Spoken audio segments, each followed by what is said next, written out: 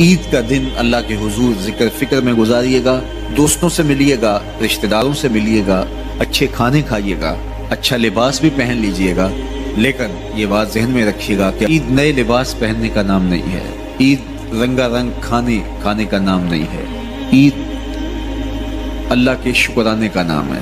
یہ بات ذہن میں رکھیے گا کہ اپنے رب سے کبھی بھی غافل نہیں ہونا۔ جب عید کے دن سب سے ملتے ہو تو رب سے کیوں نہیں ملتے ہو؟ عید کے دن تو ان سے بھی ملتے ہو جو تم سے ناراض تھے، عید کے دن ان سے بھی تم جفیاں لگاتے ہو جن سے تم بہت دور ہو چکے تھے، تو یار دشمنوں کو بھی بھڑ بھڑ کے گلے سے ملتے ہو تو عید کے دن رب سے ملنے مسجد میں کیوں نہیں جاتے ہو؟